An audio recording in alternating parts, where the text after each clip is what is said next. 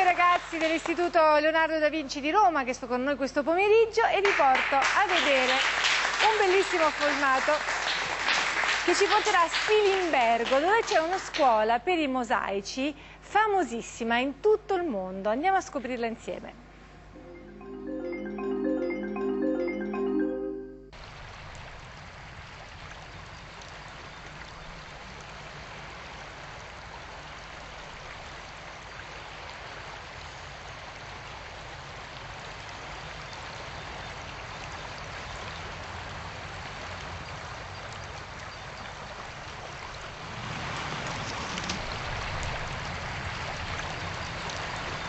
Dove finiscono le montagne, nell'alta pianura del Friuli, il tagliamento scorre con il suo tipico andamento a canali intrecciati, solcando la vasta distesa di ghiaie portate a valle nel corso del tempo.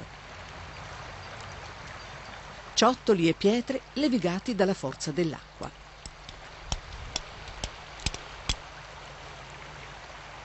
Questi ragazzi sono alla ricerca delle pietre perfette. Cercano la bellezza di un colore, di una venatura.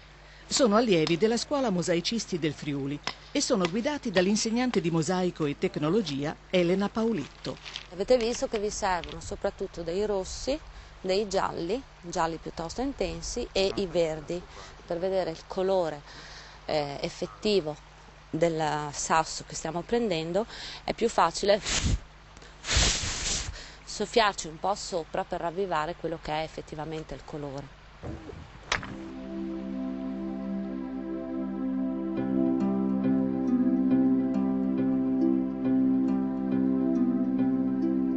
Raccogliere pietre e conchiglie per decorare è qualcosa che nasce con l'uomo.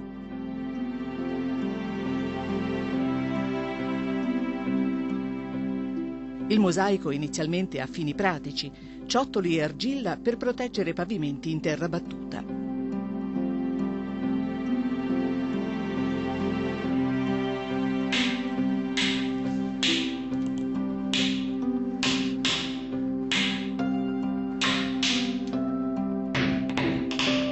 L'invenzione delle tessere tagliate con la martellina e accostate a formare delle figure è greca. Da allora l'arte del mosaico ha accompagnato la storia dell'uomo.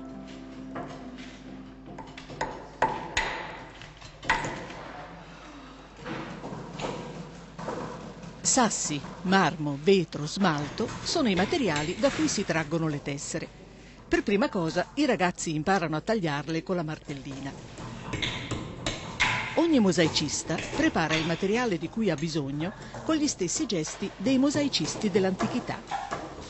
Durante il primo anno le tessere vengono incollate copiando mosaici classici.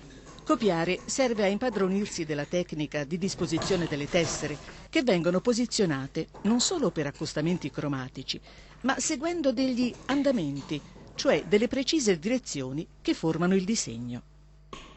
Altrettanto importanti sono gli spazi tra una tessera e l'altra, le fughe, che possono essere più o meno marcati. Le tesserine possono essere affiancate con due tecniche diverse.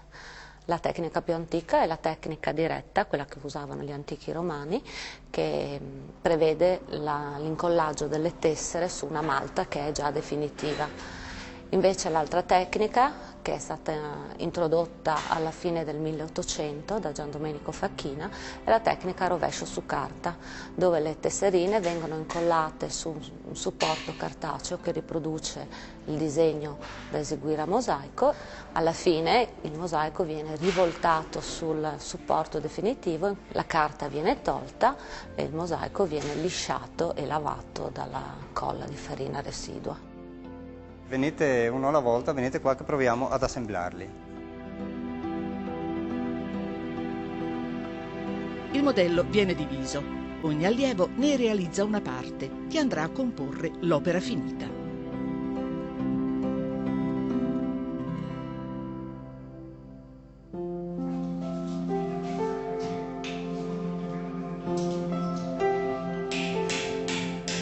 Nei prossimi 3 anni gli allievi impareranno questo mestiere fatto di gesti precisi, pazienza, concentrazione, frammento dopo frammento, fino a raggiungere il risultato voluto: creare qualcosa di bello con le proprie mani.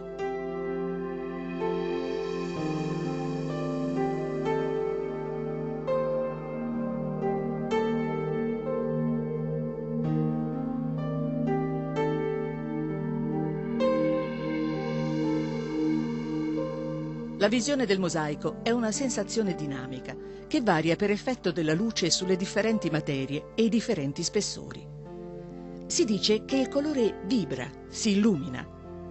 L'effetto finale è dato dalla dimensione delle tessere, dalla miscela dei colori e dalla distanza dell'osservatore.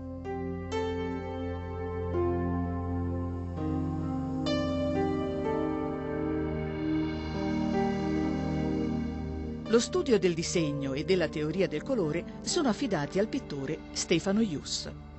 Utilizziamo quadri di autori famosi proprio per indagare le loro tematiche, un po' capire quali sono state le motivazioni, no, di delle composizioni, della costruzione, e in qualche modo smontare questi lavori per rielaborarli con un'altra tecnica.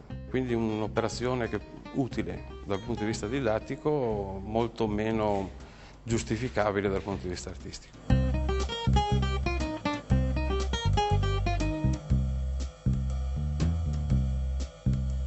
Un esercizio sicuramente riuscito è la sfida di rendere con le tessere del mosaico la dinamicità di un quadro di Pollock e l'effetto creato dalle secchiate di colore che l'artista gettava sulla tela. La scuola mosaicisti del Friuli è particolare perché si è circondati dal colore e dalla bellezza, immersi nelle opere d'arte, e perché viene continuamente modificata dalle opere degli allievi. La scuola ha una lunga storia, come ci racconta il presidente Alido Gerussi. Questa scuola è nata nel 1922 per dare uno sbocco ai tanti orfani della Prima Guerra Mondiale. Questa era un teatro di guerra, lo sappiamo benissimo.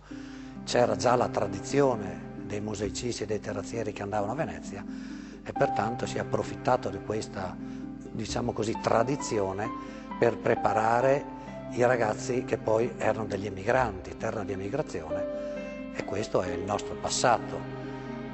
Da quell'epoca di acqua ne è passata tanta sotto i ponti, abbiamo realizzato diverse opere in giro per il mondo, dal Foro Italico a Roma per arrivare fino a Santo Sepolcro Gerusalemme, a Ground Zero ultimamente. Diciamo che abbiamo formato negli anni tantissimi bravi artigiani mosaicisti. La scuola si trova a Spilimbergo, bellissima città che già in età medievale era un importante centro di commerci.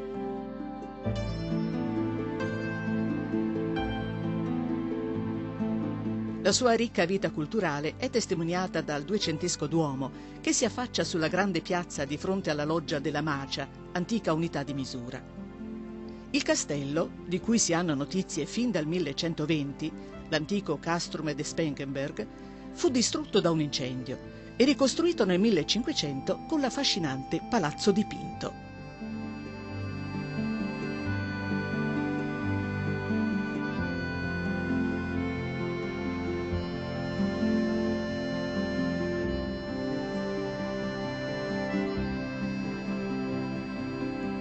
La vicinanza con Aquileia, città fondata dai Romani nel 181 a.C., quale caposaldo nella lotta contro i Galli, ha contribuito al nascere della tradizione musiva di Spilimbergo. La grande basilica di Aquileia, le cui origini risalgono agli anni immediatamente successivi all'editto del 313 d.C., che permetteva il culto, ha il pavimento a mosaico paleocristiano più esteso del mondo occidentale. 760 metri quadrati di meraviglie, ricco di allegorie, di ritratti di benefattori e di offerenti, di animali simbolici del cielo, della terra e del mare.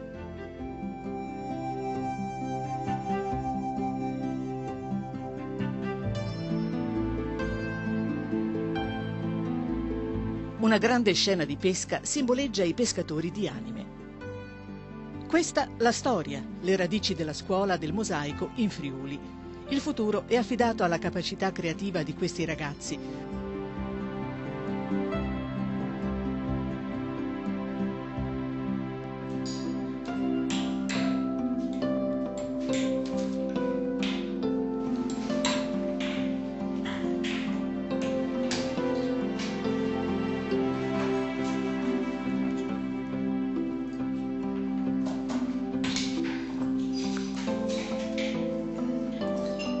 Al terzo anno gli allievi sono in grado di esprimersi con i mosaici. È un anno creativo. Artisti importanti sono invitati a tenere dei laboratori. Gli allievi vengono stimolati a realizzare progetti originali, come quelli elaborati con l'insegnante di mosaico Igor Marziali. L'esperienza è talmente forte che è come camminare, non si pensa di mettere un passo dietro l'altro, ma si cammina.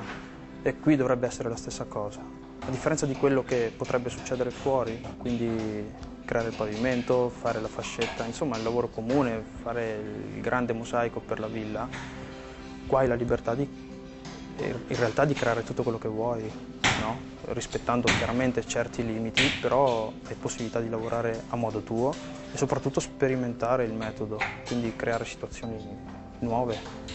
Il fascino dei mosaici sta forse proprio in questo: realizzare con la materia più pesante un'illusione di leggerezza, una vibrazione di luce e colore. Ma soprattutto il fascino sta nel fatto che in questa attività nessuna macchina può sostituire la mano dell'uomo ed è importante tramandare queste tecniche antiche per arricchire anche il mondo moderno.